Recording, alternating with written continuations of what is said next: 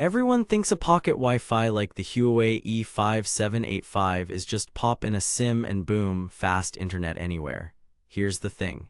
The E5785 can absolutely smoke your phone's hotspot, but only if you understand two unsexy factors most people ignore: carrier aggregation and placement. I tested this unit for 14 days across city, suburb, and on the road with 3 different SIMs, logging over 60 speed tests and battery cycles. And what I discovered flipped my expectation of this little box. It's not just about the spec sheet, it's about how you use it, where you place it, and whether your network lets it flex its Cat6 muscles. Before we dive into what I discovered, quick heads up.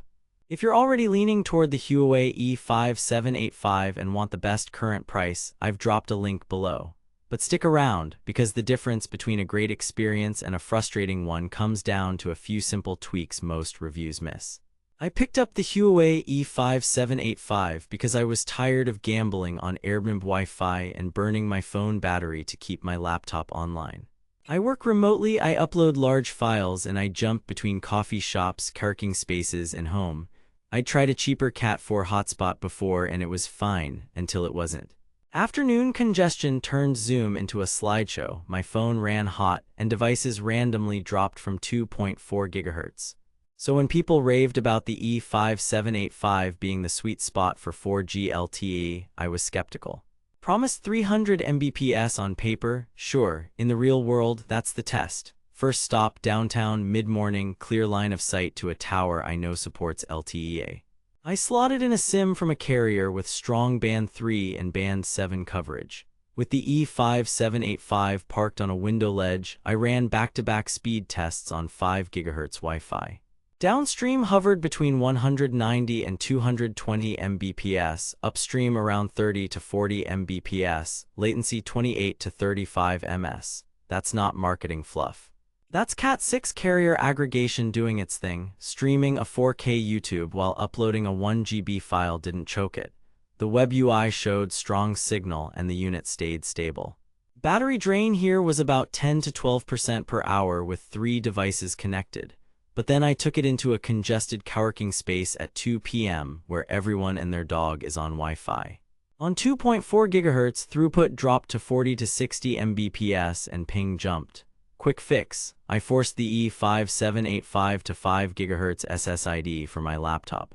Throughput jumped back over 120 Mbps instantly and ping normalized. It did run warmer in this scenario, which is normal under load. Channel selection in the web UI helped avoid overlap. The interface is basic, but it works. Next up, suburban home office, 2 interior walls between me and the outside. With the E5785 sitting on my desk, I saw 35 to 50 Mbps. Move it to a window, same SIM, same time of day, and it shot up to 110 to 150 Mbps. That's a 2 to 3x swing from placement alone.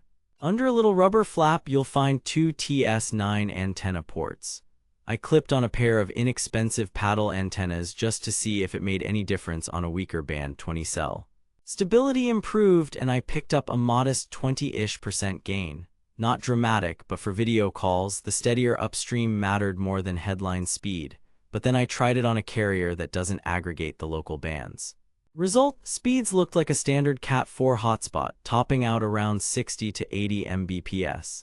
The E5785 can't conjure aggregation your network doesn't provide, so know your carrier's LTE-A footprint.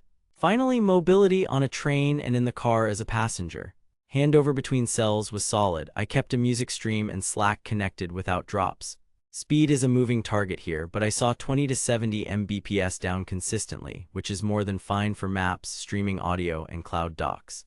Battery life with mixed browsing and 2 devices averaged 8 to 10 hours. Light usage on 2.4 GHz stretched toward 12.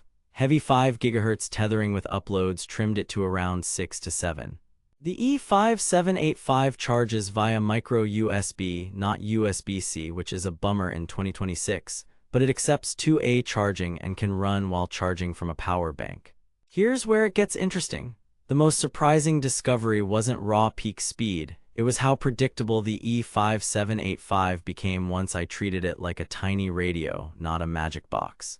I spent hours moving it around rooms, locking Wi-Fi bands and swapping SIMs, and the pattern was crystal clear. If your carrier supports LTE Advanced on the bands the E5785 can aggregate, this thing punches way above its price.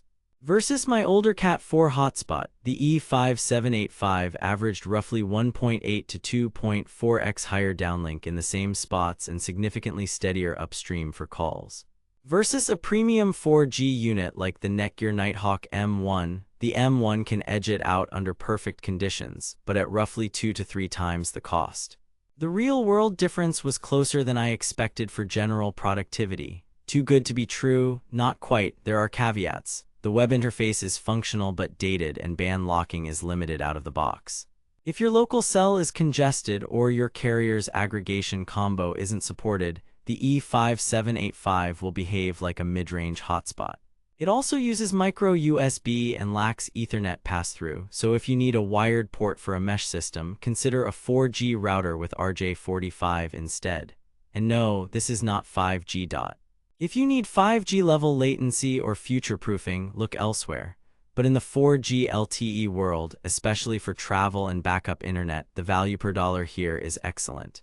Now that you know placement and carrier aggregation make or break the Huawei E5785, get it before prices yo-yo or stock cycles out. I've linked the best current deal below, plus compatible TS9 antennas if you want that extra stability boost. Check your carrier's LTE-A band support first so you unlock its full potential.